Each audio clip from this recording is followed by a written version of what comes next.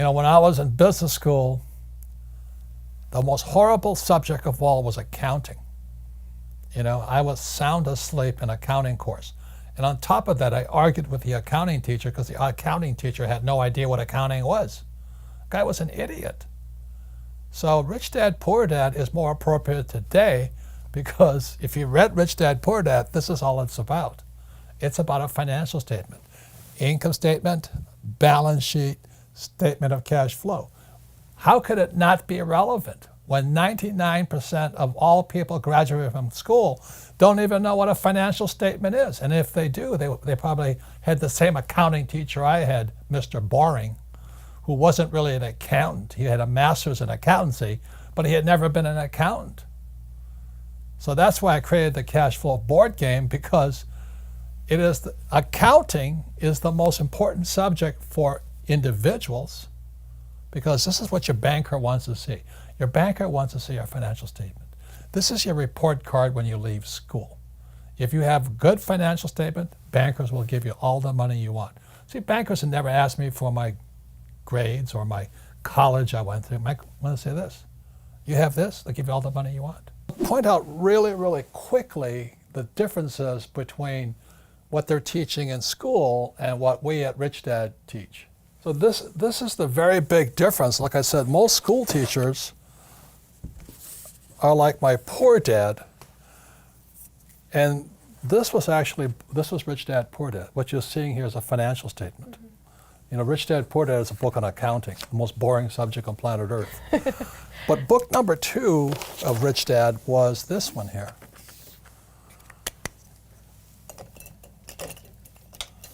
And this was called the cash flow quadrant, right? You have E, S, B, and I. So, test for you. What does E stand for? Employee. Good. And what do employees always say? That they work for money. But they want job security, exactly. Mm-hmm. Paycheck, and pension. Yes. Okay.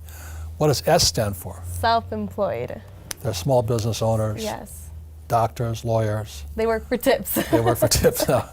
So they're self-employed. Mm-hmm. And B stands for what? Big business owners. So 500 employees or more. Yeah. And I stands for what? The investor. Investor. It's more than just investor, it's insider. You see, this is like Shark Tank on the TV shows. These guys here have done this and they've done this. So this was my poor dad, this side. This was Rich Dad here. So the difference, that's what schools are not teaching you, is what's the difference between these people and these people. That's the big difference. And that shows up, so when I was about your age, I had to make a decision. I was a pilot. You know, most of my friends went to fly for the airlines, but I'd be here. Or I could be, I could be in Alaska flying fishermen around the place, a pilot with a small plane and, flying around the place. Or I could own an airlines, or I could invest in airlines. And that's the difference in the mindsets and skill sets. You don't just make crossings. The education is extremely different on this side than on this side here. I know most millennials, they want a high-paying job. They want to be able to pay the rent, and eat, and all this stuff. And then you dream of the big house, a nice car, and all that. But that's why 99% of Americans are broke, because their heads are on the wrong spot. So when I asked Kim if she would take an accounting course, it was just 2 days. I wanted to see if her head could get into the asset column. That was the difference, wasn't it? Yeah, and actually, it didn't happen right at that moment, but You fell in love with me? Of course I did. Of course I did. But this started the journey on investing. This started the journey on assets. Mm-hmm. But I do remember the moment down the road where, just like everybody else, I was focused on the income column, mm-hmm. get a job, get the pay raises. If you're an hourly wage, work more hours, yeah. or raise your hourly wage. So I was always focused here. And then finally, this is after we'd actually bought some investment properties, the light finally went on, and I'm like, instead of focusing on acquiring income, mm-hmm. what if we focus on just acquiring assets, mm-hmm. that the assets go into the income column? Like this. Mm-hmm. So that was a huge shift Shift. in my mindset. And once that shift happened for me, I don't think about the income column anymore. I just think about the asset Yeah, column. and that's our game called cash flow. Yeah. And so when Kim and I met, we had nothing. It took us 10 years to go from nothing to financially free. Wow. So she was 37, I was 47. But that's the power of focusing on The asset column. assets versus liability. Most people are so busy working for money, so busy trying to pay their bills, and so busy buying liabilities they think are assets. So my first gift to Kim was the counting game to get her head in here, and today we're financially free. You know, that's the whole thing. So everybody can do it. It's a matter of putting your head into the right column. And then for me, it was in '73, I took my first real estate investment course here. I'm free. Yeah. You know, I lost money, made money back, but I never got out of the asset column. We're still practicing here every single day. I'm working on a new project right now in the asset column. It's going to put a lot of cash flow into the income column because, again, we're focusing on the asset column, not the income column. There's three kinds of money today that you guys got to be aware of.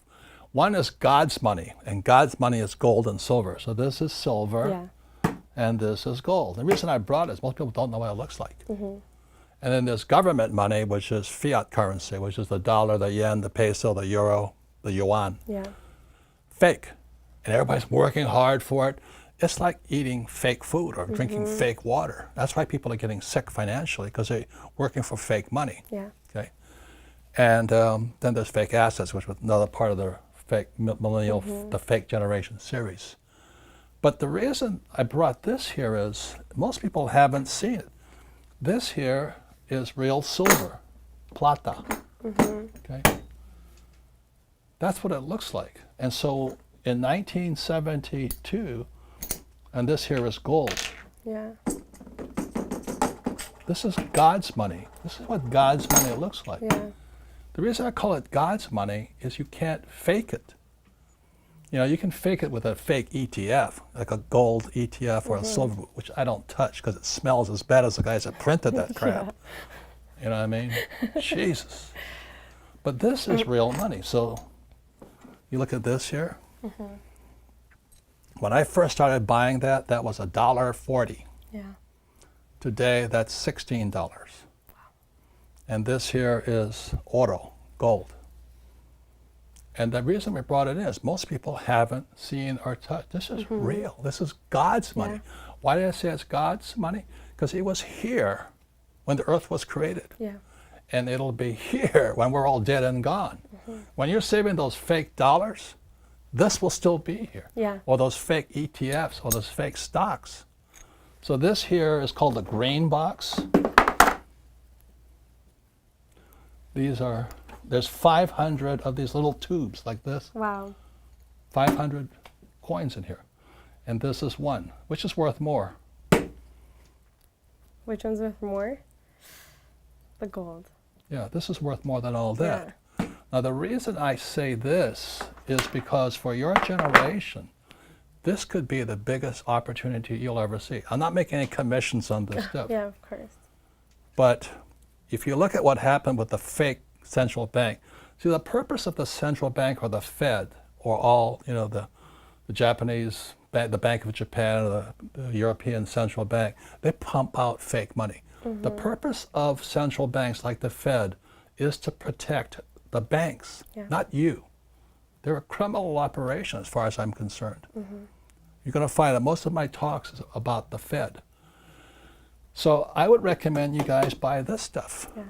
Don't save money. Don't save government money, because they're corrupt as hell, as you know. Yeah. Save God's money. In school, they compensate for risk by telling you to memorize the right answer. So in other words, these kids leave, young people like you, leave school thinking, oh, if I know the right answers, then there's no risk. And it drives old guys like me crazy. Because everybody's talking about millennials. What's wrong with them? You know, millennials are the most highly, in many ways, the most highly educated generation in history. They have the cell phone. They didn't get educated in school. They got educated on social media, on the cell phones. They know all the answers, but they're afraid of doing anything. Yeah. You know, the biggest complaint about my generation is millennials know all the answers, but they can't do anything. And the reason they can't do anything is because you might hurt somebody's feelings, you might make a mistake, you know, and that just keeps you guys just trapped in this little box here. Yeah. So that's one of the reasons I think millennial money is such an important point here, because if you're going to come into my world, old guy's world, or the information age, you've really got to understand what is risky and what is not risky. And in my world, if you play it safe, that makes you stupid. Because if you don't take risks, you don't get smarter. Yeah. You know, so you may know the answer, but you can't do anything. Yeah. And one of the best things I had is I went to military school, then I went to flight school. I had such great teachers, you know. All of them could fly. You know, so my flight instructor could fly. What a novel idea. You know, a flight instructor can fly.